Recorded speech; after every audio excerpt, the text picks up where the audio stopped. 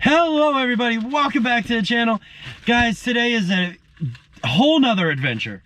So we've already done a few things today. One, I got Colton to school. I've been driving around the TDI a lot today. The one that we did the intake flapper mod to. And so far, we put 164.3 miles on this thing successfully and a trip to Audi without any problems. So that said, I am gonna call this one a success. We'll call it a $60 part plus taxes and shipping has fixed this car. In the macro of it is a two-sided coin. One, it's kind of like, wow, really? Something so simple can fix such a large, expensive issue, which beelines me into another topic here, and that is the excessive cost of OEM parts. And here's why. We got this, a bolt, more bolts, the little gasket for the cylinder head, another one for the other cylinder head, and more bolts.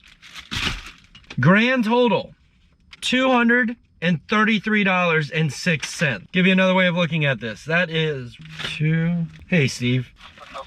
Let me finish this segment I'm doing real quick and I will. 1, 2, 3, 7, 12, 13. 13 items, all bolts, 2 filters, cost me $233. Like, that's absurd. But they get you because the bolts are torque to yield and you can only use these things, quote unquote, once. For now, we're sitting outside of Amazon, waiting on Dalton to find out if he gets a new awesome job working here. But Steve, would you like to plug Real Talk Vlogs on my vlog? Listen to Real Talk Vlogs every Friday morning, 12:01 a.m. for your good car friends, Jack and Steve from S4 Race Wars and Jack from RwdyAudi. Talk about everything and everything car related. Check us out, Real Talk Vlogs. All right, guys, I'll check back in with you when we get to the shop. All right, guys, well, we finally made it. Everything's hunky-dory here. Fires are going. It's not warm yet. Paulie's got his new project in the garage. Can he make the 98 Mustang run again? This thing has been down for some years now and had some random electrical gremlin that we're still trying to figure out. But while trying to figure it out, these things have a... I was saying, and then my GoPro, like, freaked out and restarted on us. But...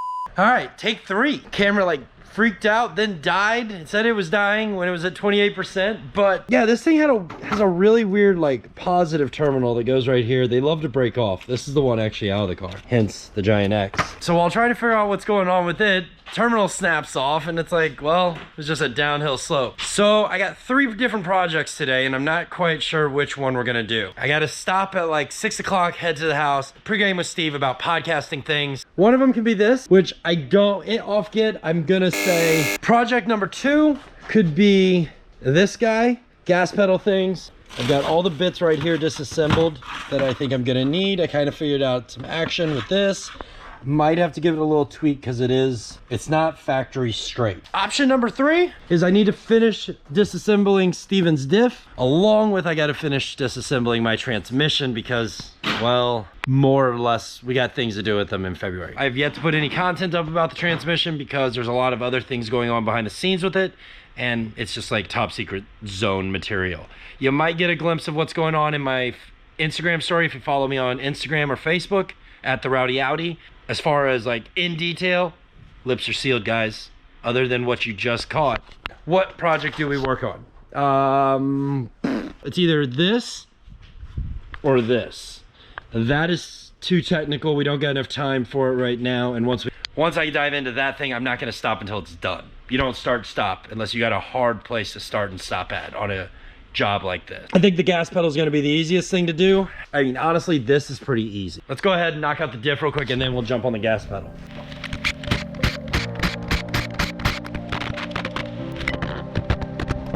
The diff pin is right there.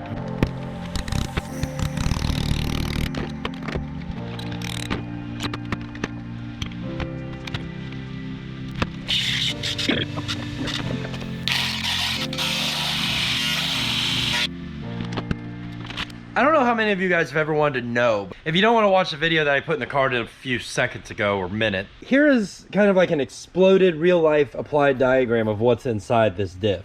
Less of a couple little bits. Like we're missing the 2 bolts that go through your axle stubs right here into these guys. I forget what they're called, but they sit inside of there and then your axle bolts into that thing. This is your spider gear, by the way. This bit right here, this, and this are your spider gears. You have a top one and a bottom one. This is the axle pin. This is the diff housing cover. This is the ring gear.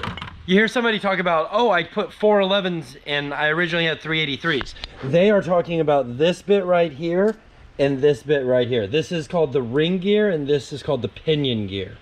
They sit together something like, let's see if we can do this on the first try.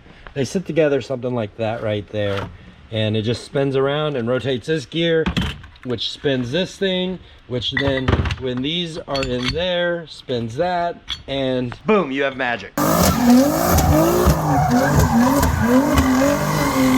This makes no sense, all right? Like, ugh. So I guess every diff that I've rebuilt, I've never rebuilt one here at the shop. Some of you guys might not know, I used to work rebuilding superchargers for a guy named Bob Stigemeyer. That's where I rebuilt everything. Now it's like, oh, I need to do this one and I don't have a bearing splitter. Amongst all of those toolboxes over there and this little bitty guy over here, it's like a little puny boy. Yeah, we don't have a bearing splitter anywhere in here. So it's like, cool, we get to buy another tool, yay! It's always a great day when you get to buy a tool, right, Paul? Exactly. Even if you only use it one time in your life.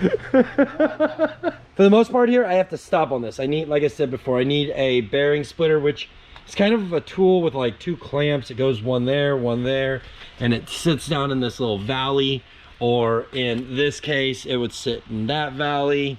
And it allows me to put the parts in the press, and then we can pop them all off. I can't believe I don't have one. It's really odd. I've got 3 jaw pullers. I've got tools, like running out of space for tools. I honestly need a new box. So if there's any tool companies out there listening or watching in the future and they want to sponsor a toolbox for the channel, maybe another bigger, badder set of tools, then we can work something out here. Very, very interested. I definitely could use a bigger box. This thing is, I've had this for a long time. I love my Harbor Freight box. It worked great. On a side note, the reason I bought this was because like the Snap-on boxes they have double ball bearing drawers, and they say, oh, you know, you can stand in the drawer because it's got double ball bearings. Well, so do Harbor Freights, right? About 8 years ago, I walked in a Harbor Freight, like I walked over to toolboxes, this exact model, opened the bottom drawer and stood in it, which we can still do today. And the way I seen it, I'm like 220 pounds, give or take 10 to 15, depends on what holiday it is right then.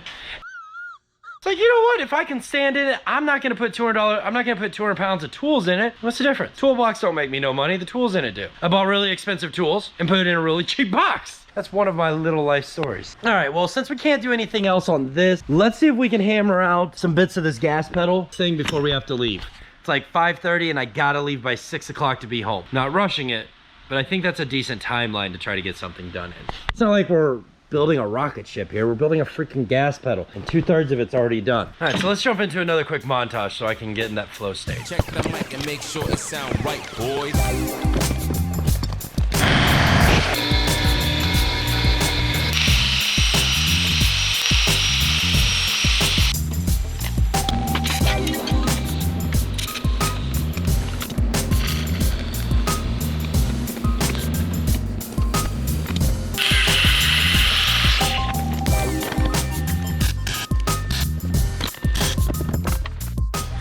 All right, well, here we go. Something sort of like that. You're probably like, Jack, what the heck are you doing? That leans so bad.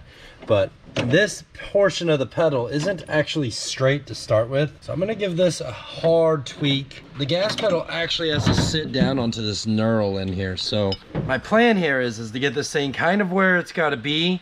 We're gonna tack it all into place, and then if we have to make some adjustments, Juan's coming out this weekend, and I can like, dude, sit here type of thing, and this is where we're gonna put it.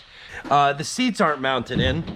Well, we already know that's because we just haven't been to Shapiro Metal to get any materials. So we have to get there before Juan comes out this weekend no matter what, because something him and I wanted to tackle was the seats. I know he wants to tackle that thing back there, but worst comes to worst here, I don't get the gas pedal all the way mounted, and Juan can help me tweak it into place, at least kind of where I want it, because I know where I'm gonna sit roughly. Manipulating the gas pedal to be exactly where we need it isn't gonna be that big a deal.